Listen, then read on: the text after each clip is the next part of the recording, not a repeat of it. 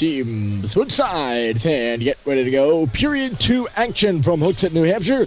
This is RMBC Sunday Hockey. My name is Ryan Murphy. It's Boston Advantage 4 and New Hampshire Avalanche 0 here as we begin the second period. 1 second remains on the Advantage power play. Chamberlain in the box for that slim period of time, and he's out now. And oh, jeez. That was not probably the smartest option. They tried to hit Chamberlain walking or getting off the bench, and he was getting out of the box, and he actually was hopping out of the bench, and for a slight minute, Hamilton stepped on the ice, and they had too many men literally right in front of the bench. So that's why you usually don't play the puck in front of your bench like that when you're changing, but that's okay. Here come the Advantage. Teaching moment right there, by the way, folks. The Advantage are in the offensive zone, looking good here right off the bat. They controlled most of that first period, as shows on the scoreboard. There's a shot off the outside of the cage. Breen might have reached out with his glove and nicked it. Reverse behind the back pass is between the two defenders and all the way back into the Advantage zone. Most of the 4 goals scored by Boston were in the first part of the first period. The second half was a little bit more leveled, although, as I mentioned, the Advantage was much more organized. They are not organized here, though. It's a break for Chapman, right in on goal, and a save is made. As soon as I made the point about the Advantage being organized, they made their most disorganized play of the game. Ironically, that's called the Ryan Murphy curse right there. Give you a little introduction to that. Very poor change on the part of Boston. Goaltender comes up big. He hasn't had to make many of those good saves, but he did right there. As Chapman was in alone. Advantage are back the other way. Drop pass and a laser beam just missed the goal off to the right side. Rebound comes all the way out to the point, and the Avs will clear it. It will not make it for icing as it bounces off the boards right in front of the goal line. Chamberlain coming in hot on the forecheck. Advantage player just maneuvers around him, and they bang it out to center ice on the backhand. Kramer will play it D to Murphy on the left. There's Murphy starting into the middle of the ice, and then finding Chamberlain. He does a little stick move, and then Chapman in the middle, dropping it for Kramer. The defenseman will rush it. Casey Kramer, but 1, 2, 3 are all offside for the Avalanche. That would be Cobley, Chapman, and Chamberlain. The 3 C's. We get the whistle.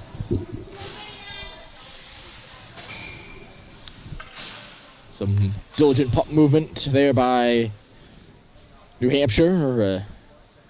And all 5 of those guys will come off, including the 3 C's, and then Kramer and Murphy, the defenseman.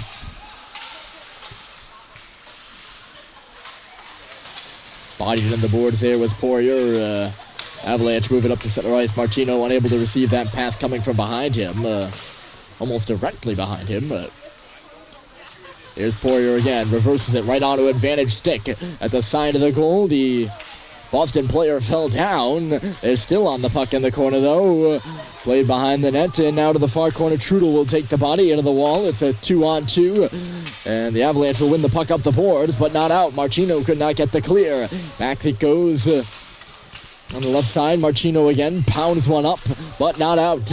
Stuck right back where it came from. The teams play a little ping pong in the corner again. Trudel is working. A puck freed up for Poirier. Martino, and this time he'll get away and get the clear. And a nice pass is made to McKinnon up the right side. He's in a one-on-one battle. McKinnon breaking free. Right side, sharp angle shot up high. And the goaltender will make the save. Got to put the spotlight on A.J. Martino for a nice breakout pass there. And McKinnon nearly made a good chance of it.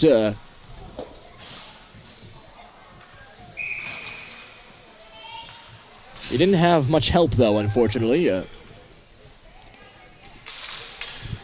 Avalanche just a bit slow getting up the ice there to help them. I'm not sure if they were changing. If they were changing, then they weren't really getting up ice at all. Here's Caber in the middle, or sorry, that's Carey, rather. And he beamed one wide. That was a great chance right there for Carey, who was all alone with all day in the slot. Here's Belleville now. Nice little move, but he lost control of the puck at the last moment. He gets taken to the ice, and now the advantage will start the other way. This is a 3-on-1. They move it back on the right side, and the one tap missed wide of the goal. The only guy back there was Kramer. Avalanche look to start the other way. They're too clustered, but Belleville will come in. He's got Carey in the middle. Belleville shot off the right pad looking for the rebound. Instead, it's smartly deflected to the boards by the goaltender. Avalanche coming alive here in the second period. It'll be turned back by Belleville again. They make a few changes, the Avalanche do. Belleville was tied up. Advantage nicked one off the glass at end. Here's Beau Dubois. Plays it up into a body.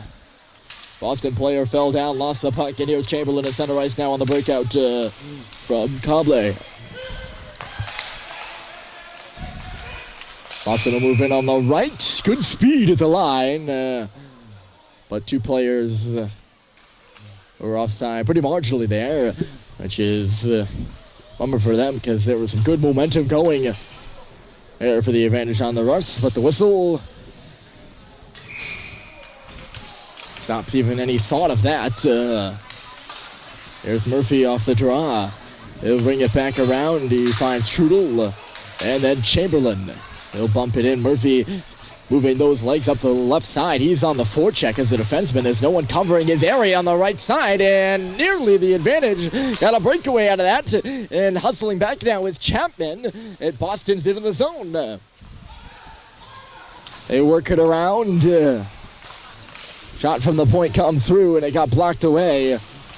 Murphy trying to make a few things happen, and he got caught there for sure. Probably not as caught as he could have been. Here's another turnover, though, by the Avalanche. Advantage on the left half wall. Now in behind the goal. Murphy trying to pull it through a few legs. Boston on the puck again. This is the reason why they're in the zone right now. Murphy staple gunned his man to the wall, but look at this. Boston's on the puck. Behind the net again. They're working it around, trying to free up some space at the line. That puck comes out, and Chapman, aggressive, forces a turnover in neutral territory. Chamberlain still pursuing. It's a 50-50 puck. Advantage player taken down. Things are a little bit more physical on the side of the Avalanche, at least right now. Puck sent to the goal. Goaltender taking no chances. He will stop it for a whistle. But the Avalanche playing a little bit more aggressive, and it's paying off. Forcing more turnovers as the game gets a bit more physical and contested, despite the score right now. I was going to talk a little bit more about that Murphy pinch-in. I mean, you can see this whole area. You can see on your screen for sure. I mean, this is a pretty, you don't see all of what's happening on the ice through this camera, but you can see how much space was left open. That would be the area where Liam Murphy's hanging around, and there wouldn't even be a thought of a chance, but he's all the way in that corner. And you could say, well, he shouldn't be down there, or you should say, okay, he's making something happen, and somebody should be covering for him. But that's an exaggerated pinch. That's like defender playing offense kind of pinch. He's not stuck on the half wall and gets caught on a rush. Like he's in the corner on the other side of the ice. I mean, I've talked a lot about Poirier, how he'll get caught pinching sometimes, whether it be in the neutral zone or the offensive zone down by the half boards there. But Murphy is below the goal line. I tend to see it as that maybe you move a defenseman to the middle or forward back, but there's got to be a bit of communication. Murphy's teammates have to know that he's going to do that, and maybe that be Murphy communicating that he's going to go do that, and they just see it. I don't know.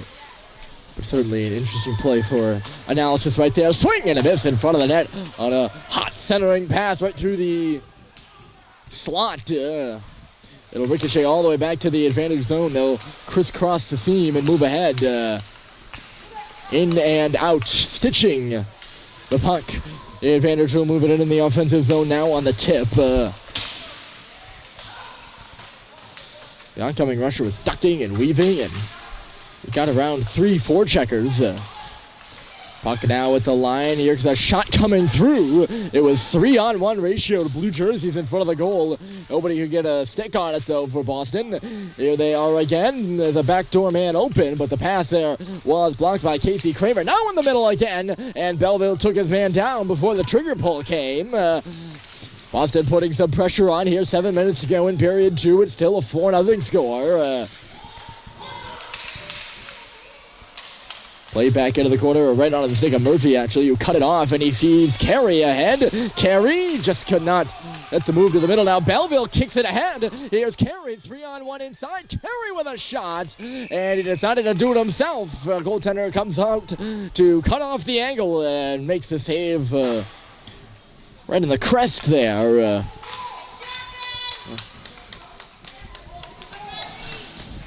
With 6:40 here left in period 2 and roughly half the game left.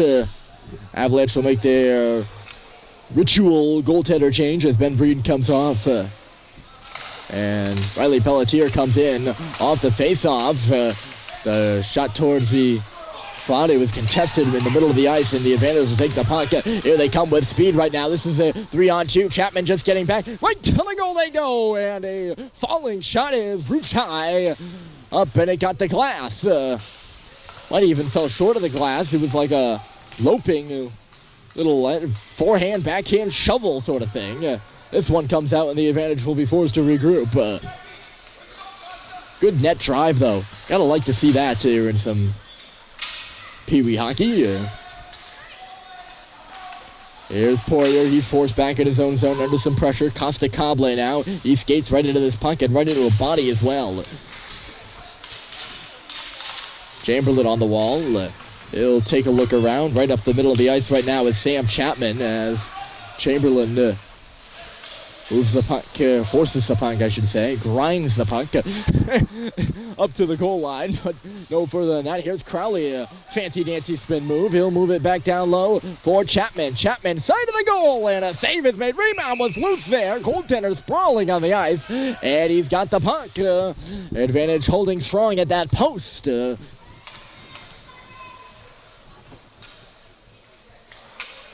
Another good offensive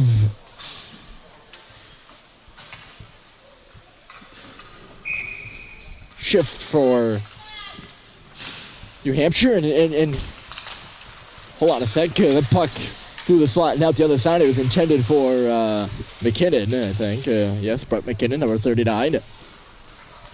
Here's Kramer at the point. I'll talk about what I was going to say earlier. Here's Crowley. He put it off the outside of the boards. Here's McKinnon again. Centered one back in front. And nobody was able to get a stick on it. Good work by Crowley to take that puck again. He's on his knees now, just popping up, and he plays it. McKinnon to the middle. Here's a shot from the bottom of the circle by Martino. And might have gone off the outside of the net. This is a good shift right now. Speaking of which, here's Kramer. Left side. Slap shot leaned into there by Beau Dubois. And that got blocked. Good work again. Martino, or rather, sorry, that was McKinnon, and then a shot went high from the middle of the ice. Good pressure here by the Avalanche now with 4:20 to go. They're really come alive here in the second period. McKinnon tenacious on that puck. The advantage are going to be able to skate it out. Maybe not. Good pinch by Dubois. Sends one to the net. Tied up in front there, though, was Martino. And Boston will come the other way.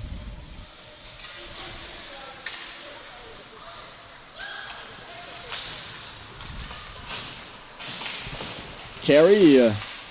Dubois trying to force it out. Big mass of sticks and skates over there in front of the advantage bench. Hamilton now with some time. He didn't see the back checker behind him who broke that play up. And now here come the advantage right in on goal. Right up the middle side of the net. And they score!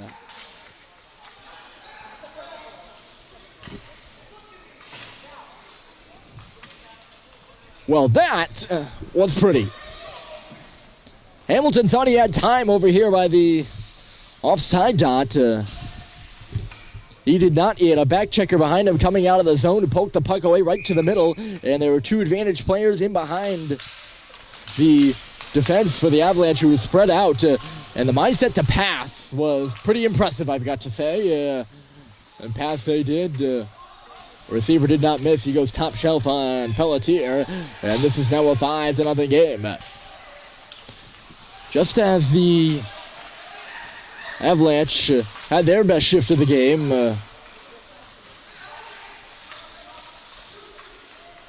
the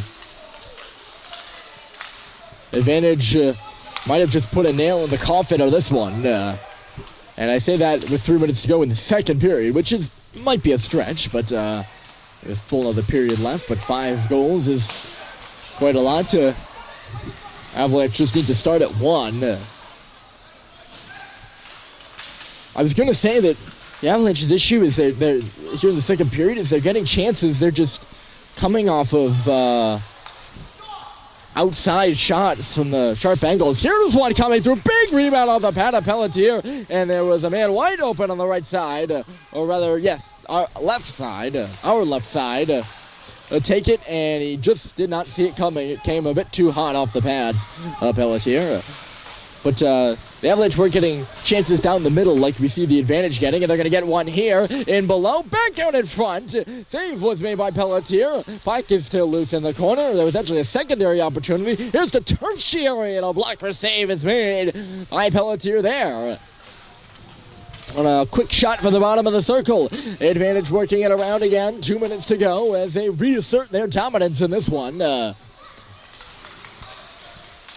Here's Chamberlain. He'll play it up and ahead off a skate. Advantage will turn it back. Legs are moving into the middle. This isn't offside, right? Yes, this is. And you say that's not a penalty. But the Avalanche were getting chances down the middle, and then they had that one shift where they did.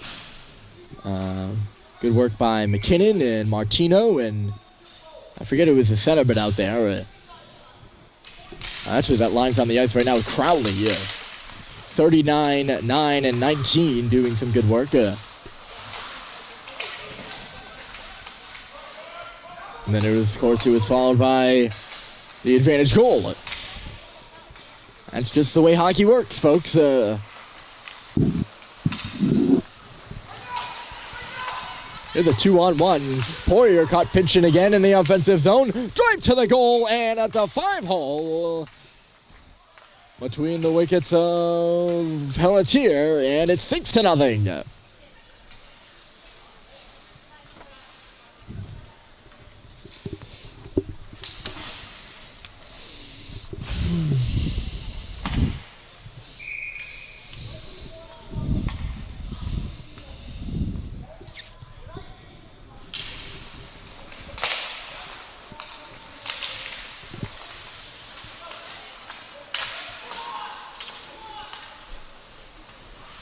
Since it's 6-0, I'll move away from the analysis on that one.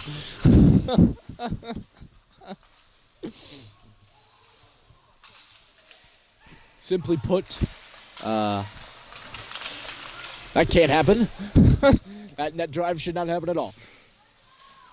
We'll direct our attention over there to the hold on, actually. We'll direct our attention to the ice for a moment, and then we'll go back to what I was going to talk about. Here's McKinnon. Lead pass in front by Martino, and the defenseman sprawled out and just barely got the path with his skate and knocked it to the corner.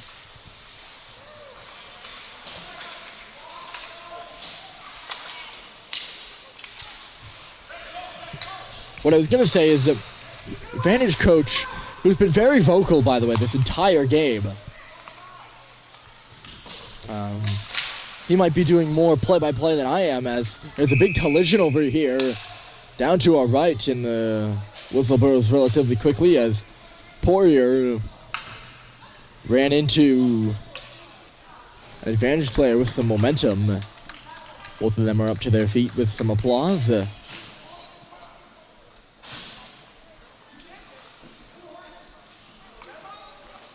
Like he's in a bit of pain over there, Poirier is.